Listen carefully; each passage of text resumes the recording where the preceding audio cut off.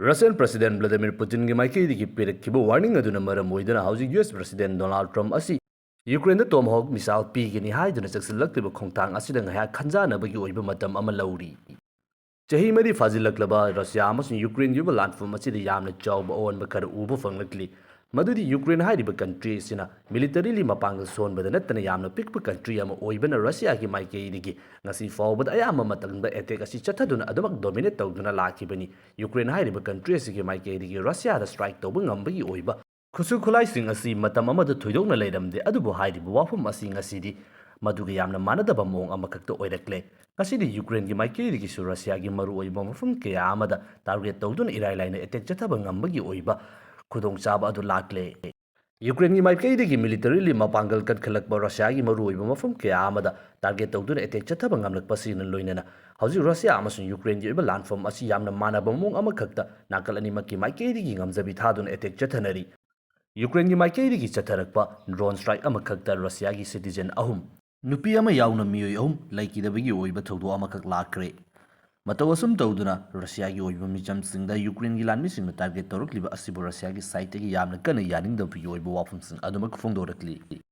Haujikti Ukraine gi maikei gi chapchana Russia da attack tawruma matungna mafam kaya amada ama ata thwanma ngambagi oiba kusukhulaising adu lairaklabanina matam amada lairamba nakal amagi maikei gi attack tawduna nakal amana adumak defend tawduna lakpagi oiba wafam adu oiraktrabanina landform asi kankhalakpagi uchang asisu nongmagi yamna yangna hengalakli. Masidasu amu hauji USA gi oina lairiba lenga asigi maikei gi matam guina Russia na yaningdaba yaroi haiduna athingba thammana maram oiduna long range missile dagi hauraga makhal makha kya gi oiba technology sing Ukraine da defend tawnabagi damakta piba taraga su Russia attack tawba yaba kusu kolai sing asi pidaba amasung season handabagi oiba athingba kya am lairami adubu hauji hairiba athingba sing adu tapna tapna lokthokibada natana hauji USA ki maikei gi Russia gi energy infrastructure gi oiba maru oiba mafam kiyamagi oiba intelligence sing hauji Ukraine da share tawduna attack chathanbagi oiba intelligence sharing gi oiba wafam sing laikre hauji US gi oina advance oiraba kilometer lising ani chamngarumdagi hauraga madudagi hena kappa yaba tomahawk missile sing asi sijinnaduna Russia da attack chathanbagi damakta US gi maikei gi Ukraine da missile asi piragani haibagi oiba wafam ama torakli Ukraine hairiba country asi songnaraliba landform asina maram oiduna makoina sizinariba drone amasung missile gi oiba technology asi nongmagi adamak advance oiraklibani maram adunabu matam amada makoi gi oiba ngamkhaide khaktamak defend tawba fawba ngamlamdaba aduna Russia gi oiba territory da attack chatharakpada mioi kiyam hatpa ngambagi oiba khongthang ama laklibani masigumlaba matam asida karigumba USA gi maikei gi Tomahawk missile asi Ukraine da fisalakpa taragadi Russian President Vladimir Putin gi maikei gi Russia amasung USA gi oina leirakliba mari asi amukta fawba uba fangdriba maong amada olakpa yai haibiki oibi yamna kanba warning amakak lakli hauzik songnariba landform masida Ukraine hairiba country asida USA amasung NATO gi oina pangsiliba mateng asi khara lona leiramba adu yamna fongbagi oiba maong asida yawsilakpana maram oiduna Russia gi maikei degisu ngasi Ukraine da sathariba asigumna NATO gi oina leiriba country maru oina US fawba da yawsilakpa yabagi oiba akiba adu pirakli hairiba wafam asi lakpadagi US President Donald Trump marki maikei Tomahawk missile pigini haiduna toramba adu chapchaba wafam ama khangdri haiduna matam khara khankige haibagi oiba wafam sing phongdorakli marki maikei phongdorakpa statement amagi matung inna Ukraine hairiba country asida Tomahawk missile piba yabagi chance asi adumak wangi adu masigi mangjongnona Ukraine gi maikei US dagi lawudoriba Tomahawk missile asi songnariba landform asida karamba maongda karamba mafamda sizinnagadoribana o haibadugi oiba pakum ama pami haiduna mahangna wahang tawri hairiba wahang asigi thoidokpa value di leitabra haina khalli maramdi hauji Ukraine hairiba country asigi maikei long range missile thoidokna lapa leitragasu drone amasung makoigi oida leiriba flamingo missile singba asi sizinaduna Russia gi mafam kayamda target tawduna energy sector asi ayamba thugairakle mioi kayamasu hatpagi oiba hongthang sing leirakli masigumloba matam asida Tomahawk pisinba haibasi adumak long range missile asi sizinaduna Russia gi oina leiriba lengaki maru oiba mioi sing target tawba amasung energy sector asi mapung fana thugainaba suksoidana honarakadoribani hauji songnariba landform asida mamangda thokiba North Korea gi oiba thawdo adugumna yamna manaba thawdo amakakta Ukrainian force singi maikei digi Russia gi damakta lan thengnaduna Ukraine yoiba mafam sinda lan thengnaramba Indian macha ama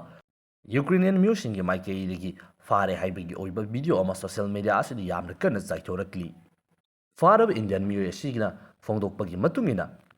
ꯃꯍꯥꯛ ꯑꯁꯤ Russia ꯍꯥꯏꯔꯤꯕ country ꯑꯁꯤꯗ ꯗ꯭ꯔꯒꯀ ꯃꯔꯤ ꯂꯩꯅꯕ case ꯑꯃꯒ ꯃꯔꯤ ꯂꯩꯅꯅ ꯃꯍꯥꯛ ꯑꯁꯤ ꯐꯥꯔꯕ ꯃꯇꯨꯡꯗ ꯖꯦꯜꯗ ꯊꯝꯗꯨꯅ ꯂꯥꯛꯈꯤꯕꯅꯤ ꯑꯗꯨꯒ ꯍꯧꯖꯤꯛ ꯁꯣꯛꯅꯔꯤꯕ ꯂꯥꯟꯐꯝ ꯑꯁꯤꯗ ꯀꯔꯤꯒꯨꯝꯕ ꯔꯁꯤꯌꯥꯒꯤ ꯁꯥꯏꯠꯇꯒꯤ ꯌꯨꯀ꯭ꯔꯦꯟꯒꯤꯗꯃꯛꯇ ꯂꯥꯟꯊꯦꯡꯅꯕ ꯇꯥꯔꯒꯗꯤ ꯍꯥꯏꯔꯤꯕ ꯃꯤꯑꯣꯏ ꯑꯁꯤ ꯔꯁꯤꯌꯥꯟ ꯂꯩꯉꯥꯛꯀꯤ ꯃꯥꯏꯀꯩꯗꯒꯤ ꯑꯊꯨꯕ ꯃꯇꯝꯗ ꯊꯥꯗꯣꯛꯇꯨꯅ ꯃꯌꯨꯝ ꯍꯟꯍꯟꯒꯅꯤ ꯍꯥꯏꯕꯒꯤ ꯑꯣꯏꯕ ꯊꯥꯖꯕ ꯑꯃ ꯄꯤꯔꯕ ꯃꯇꯨꯡꯗ ꯂꯥꯟꯐꯝ ꯑꯁꯤꯗ ꯌꯥꯎꯔꯛꯈꯤꯕꯅꯤ ꯂꯥꯟꯐꯝ ꯑꯁꯤ ꯌꯥꯎꯕ ꯌꯥꯔꯦ ꯍꯥꯏꯕꯒꯤ ꯑꯣꯏꯕ ꯑꯦꯒ꯭ꯔꯤꯃꯦꯟ ꯑꯗꯨꯗ ꯁꯥꯏꯟ ꯇꯧꯗꯨꯅ ꯆꯪꯂꯛꯈꯤꯕꯅꯤ ꯍꯥꯏꯕ ꯋꯥꯐꯝ ꯑꯃꯈꯛ ꯊꯝꯂꯤ ꯃꯍꯥꯛꯀꯤ ꯃꯥꯏꯀꯩꯗꯒꯤ ꯐꯣꯡꯗꯣꯛꯄꯒꯤ ꯃꯇꯨꯡꯏꯟꯅ ꯍꯧꯖꯤꯛ ꯌꯨꯀ꯭ꯔꯦꯅꯤꯌꯟꯒꯤ ꯑꯣꯏꯕ ꯂꯥꯟꯃꯤꯁꯤꯡꯅ ꯃꯍꯥꯛꯄꯨ ꯐꯥꯕ ꯉꯝꯂꯤꯕ ꯑꯁꯤ ꯂꯥꯟꯃꯤꯁꯤꯡ ꯑꯗꯨꯅ ꯉꯝꯗꯨꯅ ꯑꯦꯇꯦꯛ ꯆꯠꯊꯔꯛꯄꯗ ꯐꯥꯈꯤꯕ ꯅꯠꯇꯦ ꯃꯍꯥꯛꯀꯤ ꯃꯥꯏꯀꯩꯗꯒꯤ ꯚꯣꯂꯨꯟꯇꯔꯤꯂꯤ ꯁꯔꯦꯟꯗꯔ ꯇꯧꯅꯤꯡꯂꯛꯄꯗꯒꯤ ꯃꯍꯥꯛꯀ ꯄꯨꯟꯅ ꯆꯪꯃꯤꯟꯅꯔꯛꯂꯤꯕ ꯔꯁꯤꯌꯥꯒꯤ ꯑꯣꯏꯕ ꯂꯥꯟꯃꯤꯁꯤꯡ ꯑꯗꯨꯒꯤ ꯃꯅꯨꯡꯗ ꯀꯃꯥꯟꯗꯔ ꯑꯃꯒ ꯃꯍꯥꯛꯀ ꯌꯥꯅꯔꯛꯇꯕꯅ ꯃꯔꯝ ꯑꯣꯏꯗꯨꯅ ꯃꯁꯥꯅ ꯊꯣꯔꯛꯇꯨꯅ ꯚꯣꯂꯨꯟꯇꯔꯤꯂꯤ ꯌꯨꯀ꯭ꯔꯦꯟꯒꯤ ꯑꯣꯏꯕ ꯂꯥꯟꯃꯤꯁꯤꯡ ꯑꯁꯤꯗ ꯁꯔꯦꯟꯗꯔ ꯇꯧꯖꯕꯅꯤ ꯍꯥꯏꯅꯁꯨ ꯍꯥꯏꯔꯤ ꯍꯥꯏꯔꯤꯕ ꯃꯤꯑꯣꯏ ꯑꯁꯤꯅ ꯐꯣꯡꯗꯣꯛꯄꯒꯤ ꯃꯇꯨꯡꯏꯟꯅ ꯂꯥꯟꯐꯝ ꯑꯁꯤꯗ ꯆꯪꯂꯛꯄ ꯃꯇꯝꯗ ꯔꯁꯤꯌꯥ ꯂꯩꯉꯥꯛꯀꯤ ꯃꯥꯏꯀꯩꯗꯒꯤ ꯁꯦꯟꯐꯝ ꯈꯔꯁꯨ ꯄꯤꯒꯅꯤ ꯍꯥꯏꯅ ꯐꯣꯡꯗꯣꯛꯈꯤꯕꯅꯤ ꯇꯧꯕꯇꯕꯨ ꯍꯧꯖꯤꯛ ꯐꯥꯎꯕ ꯄꯤꯕꯤꯗꯦ ꯍꯥꯏꯕꯒꯤ ꯑꯣꯏꯕ ꯄꯦꯟꯗꯕꯁꯨ ꯑꯗꯨꯃꯛ ꯌꯥꯎꯔꯤ ꯊꯧꯗꯣꯛ ꯑꯁꯤꯒꯤ ꯃꯇꯥꯡꯗ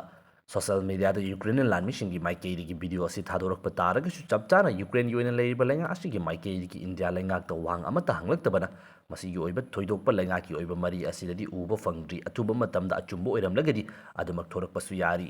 ꯑꯗꯨꯕꯨ ꯍꯥꯏꯔꯤꯕ ꯊꯧꯗꯣꯛ ꯑꯁꯤ ꯍꯟꯗꯛꯀꯤꯁꯤꯅ ꯑꯍꯥꯟꯕ ꯅꯠꯇꯦ ꯃꯃꯥꯡꯗꯁꯨ ꯏꯟꯗꯤꯌꯥꯒꯤ ꯑꯣꯏꯕ ꯃꯤꯑꯣꯏ ꯀꯌꯥ ꯑꯃ ꯀꯣꯏꯕ ꯆꯠꯄ ꯅꯠꯇ꯭ꯔꯒꯅ ꯃꯥꯒꯤ ꯑꯣꯏꯕ ꯊꯕꯛꯁꯤꯡ ꯇꯧꯗꯨꯅ ꯂꯩꯕ ꯃꯤꯑꯣꯏ ꯀꯌꯥ ꯑꯃ ꯅꯝꯐꯨꯗ ꯂꯥꯟꯃꯤꯗ ꯌꯥꯎꯍꯜꯂꯦ ꯍꯥꯏꯕꯒꯤ ꯑꯣꯏꯕ ꯋꯥꯐꯝ ꯀꯌꯥ ꯑꯃ ꯚꯤꯗꯤꯑꯣꯒꯤ ꯈꯨꯠꯊꯥꯡꯗ ꯀꯝꯄ꯭ꯂꯦꯟ ꯇꯧꯔꯛꯄꯗꯒꯤ ꯏꯟꯗꯤꯌꯥ ꯂꯩꯉꯥꯛꯀꯤ ꯃꯥꯏꯀꯩꯗꯒꯤ ꯍꯧꯖꯤꯛ ꯂꯩꯔꯤꯕ ꯔꯁꯤꯌꯥꯒꯤ ꯑꯣꯏꯕ ꯂꯩꯉꯥꯛ ꯑꯁꯤꯗ ꯃꯗꯨꯒꯨꯝꯂꯕ ꯈꯣꯡꯊꯥꯡꯁꯤꯡ ꯑꯗꯨ ꯇꯧꯗꯅꯕꯒꯤꯗꯃꯛꯇ ꯑꯀꯟꯕ ꯋꯥꯐꯝ ꯀꯌꯥ ꯑꯃ ꯐꯣꯡꯗꯣꯛꯈ꯭ꯔꯦ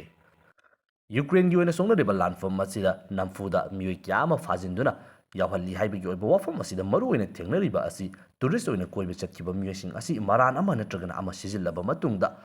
ꯐꯥꯗꯨꯅ ꯖꯦꯜꯗ ꯊꯝꯖꯤꯜꯂꯒ ꯀꯔꯤꯒꯨꯝꯕ ꯖꯦꯜꯗꯒꯤ ꯊꯣꯛꯅꯤꯡꯕ ꯇꯥꯔꯒꯗꯤ ꯂꯥꯟꯐꯝ ꯑꯁꯤ ꯌꯥꯎ ꯍꯥꯏꯗꯨꯅ ꯅꯝꯗꯅ ꯂꯥꯟꯐꯝ ꯑꯁꯤ ꯌꯥꯎꯕ ꯌꯥꯔꯦ ꯍꯥꯏꯕꯒꯤ ꯑꯣꯏꯕ ꯑꯦꯒ꯭ꯔꯤꯃꯦꯟ ꯑꯗꯨ ꯁꯥꯏꯟ ꯇꯧꯍꯟꯗꯨꯅ ꯕꯦꯁꯤꯛ ꯇ꯭ꯔꯦꯅꯤꯡ ꯈꯔ ꯄꯤꯔꯕ ꯃꯇꯨꯡꯗ ꯂꯥꯟꯐꯝ ꯑꯁꯤꯗ ꯃꯃꯥꯡ ꯊꯥꯅ ꯏꯟꯁꯤꯟꯕ ꯑꯇꯣꯞꯄ ꯀꯦꯁ ꯈꯔꯗꯅ ꯔꯁꯤꯌꯥꯒꯤ ꯑꯣꯏꯅ ꯂꯩꯔꯤꯕ ꯂꯥꯟꯃꯤꯒꯤ ꯀꯥꯡꯕꯨ ꯑꯁꯤꯒꯤ ꯃꯥꯏꯀꯩꯗꯒꯤ ꯑꯔꯥꯟꯕ ꯄꯥꯎ ꯁꯟꯗꯣꯛꯇꯨꯅ ꯏꯟꯗꯤꯌꯥꯒꯤ ꯑꯣꯏꯅ ꯂꯩꯔꯤꯕ ꯃꯤꯑꯣꯏꯁꯤꯡ ꯑꯁꯤꯗ ꯔꯁꯤꯌꯥꯗ ꯇꯣꯂꯣꯞ ꯌꯥꯝꯅ ꯆꯥꯎꯅ ꯐꯪꯒꯗꯕ ꯅꯨꯡꯉꯥꯏꯕ ꯇꯨꯔꯤꯁꯀꯤ ꯑꯣꯏꯕ ꯑꯃꯁꯨꯡ ꯃꯈꯜ ꯃꯈꯥ ꯀꯌꯥꯒꯤ ꯑꯣꯏꯕ ꯀꯝꯄꯅꯤꯒꯤ ꯊꯕꯛꯁꯤꯡ ꯂꯩꯔꯦ ꯍꯥꯏꯗꯨꯅ ꯀꯧꯔꯕ ꯃꯇꯨꯡꯗ ꯃꯐꯝ ꯑꯗꯨ ꯌꯧꯔꯒ ꯑꯦꯒ꯭ꯔꯤꯃꯦꯟ ꯑꯗꯨ ꯁꯥꯏꯟ ꯇꯧꯍꯟꯗꯨꯅ ꯅꯝꯐꯨꯗ ꯕꯦꯁꯤꯛ ट्रेनिंग पीरगा लानफम असिदा ममांग थाना यूक्रेन दा लानथेंगनबगीदमक्ता इनसिनबगी ओइबा थबकसिंग लैख्रे मदुगुमलबा थबकसिंग अदु चलाइरंबा इंडियागी ओइबा मियोइ खरसु लेंगाकी माइकेरी फागतुना इन्वेस्टिगेशन चथबा हौख्रबनी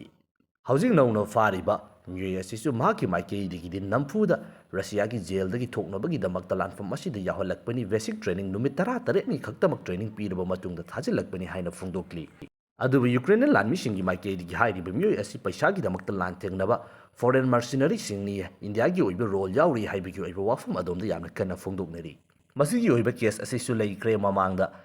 नॉर्थ कोरियागी ओइबा मियोइसिंग फाबगी ओइबा केसु लैख्रे इंडियागी मियोइ कियामा नमथाक तौदुना लांदा याहनबगी ओइबा वाफमसिंग अदुमक लैख्रे करिगिदमक्ता रशियागी माइकेइदगी मसिगुमलबा खोंथांसिंग असी तौरिबनो हाइबगी ओइबा वाफम असिनी हौजिक रशिया हाइरिबा कंट्री असिगी ओइना लैरिबा पॉपुलेशन असी ग्रोथ लाक्ट्रे नोमा नोमा मनिंग हंसिलकपगी ओइबा फिबम अमदा लैरबनी मसीदसु नत्तना सोनारकलिबा लानफम असी अदुक्की मतिक यामना कुइसिलकपना अशोक अपन असी अना कया अमा याउनरकबदगी अनौबा लानमी याउनबगीदमक्ता मियोइसिंग असी खोंगटपदा अवाबा अमा ओइरे मरम अदुना हौजिक लानफम असी लोसिनबगीदमक्ता अदुक्की मतिक यामलबा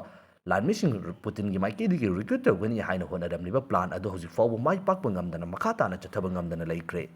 हौजिक सोनरिबा लानफम असिदा रशिया हिंगनबगीदमक्ता अमसुंग यूक्रेन माइथिबा पीनबगीदमक्ता अनौबा लानमी क्या अमदि मथौ तागदौरी तौबतबु हाइरिबा लानमी असी रशियागी ओइना लैरिबा मियोइसिंग असिदगी खोंगटपदा यामना वाबा फिबम अमदा लाक्ले मसिदा का हेना नम्फु तौरुबा तारगदी हौजिक लैरिबा रशियागी ओइबा लेंगा असी मियामगी ओइबा यानिंगदबा पेंदबगी ओइबा इहोल खरा फावरक्तुना क्राइसिस अमा लाक्पा याबगी ओइथोप अमा लैबना रशियागी माइकेदी अतोप्पा कंट्रीसिंग असिदा वाटलिबा लानमी असी मेनखनबगीदमक्ता मिजेंग चंगबा हौबनी मरम अदुना नॉर्थ कोरियागी ओइबा अदुक्की मतिक यामबा लानमीसिंग थाजिनख्रे मदुदा फावबा पेलक्तबदगी नम्फुदा अतोप्पा कंट्रीदगी लाक्पा मियोइसिंग असी फादुना याहनबा अमसुंग पैसा पीदुना मर्सिनरी कया अमा नेकपगी ओइबा थौदोकसिंग हौजिक लैरक्लिबा असिनी